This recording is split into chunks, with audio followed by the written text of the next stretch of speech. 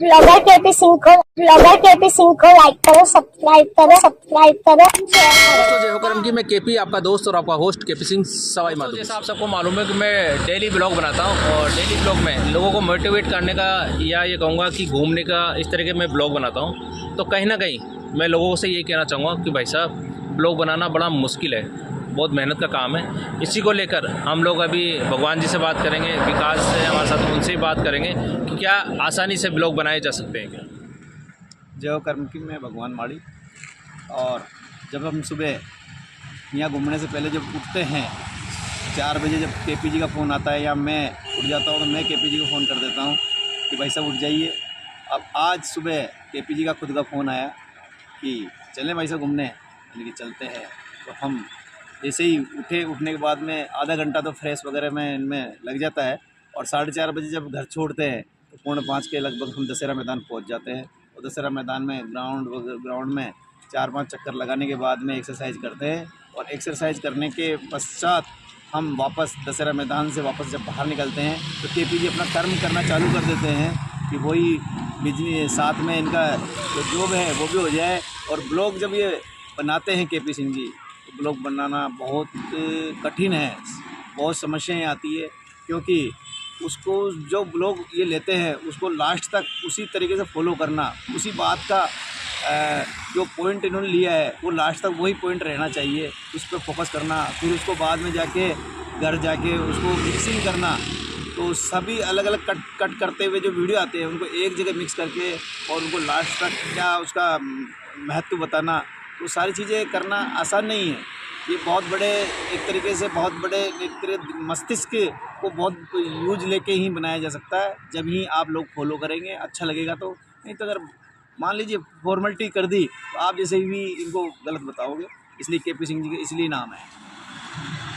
मैं विकास कुमार बेरवा, जय हो करम की। हमको केपी सर रोज़ मोटिवेट करके मॉर्निंग में 4 बजे फ़ोन करते हैं और हमको प्रेरित करने के बाद में ये बोलते हैं कि विकास आपको आना ही पड़ेगा। और इनके सहयोग से हम ग्राउंड के अंदर आ जाते हैं। आने के बाद में हम एक्सरसाइज करने लग जाते हैं और ये हमको रोज़ एक तरफ प्रेरित के रूप में मोटिवेट करते हैं। दोस्तों अभी मैं मॉर्निंग वॉक पे से आ रहा था अपनी एक्सरसाइज वगैरह करके, और उसमें अभी मैंने देखा कि हमारे एक साथी है वो झाड़ू लगा रहे थे। तो झाड़ू लगाते हुए मैंने सोचा उनकी एक फ़ोटो ले लूँ, बहुत अच्छी फ़ोटो आ रही थी। लेकिन उन्होंने मुझे देखते से ही वो झाड़ू को एक साइड में रख दिया और बोले यार क्या हो गया। मैंने कहा एक फ़ोटो आ रही थी बहुत अच्छी थी, इसको रह लेता। तो आदमी अपने कर्म से ही कैसे डरता है। जो सत्य कर्म है, जो सही कर्म है, जो उसका नित्य कर्म है, उसकी दुकान है, उनकी दुकान पे वो क्या नाम है झाड़ू लगा रहे हैं, साफ़ सफाई कर रहे हैं, इससे बड़ा और कर्म क्या हो सकता है। तो उसको उन्होंने कहीं ना कहीं झिझक के मारे उस झाड़ू को रख दिया।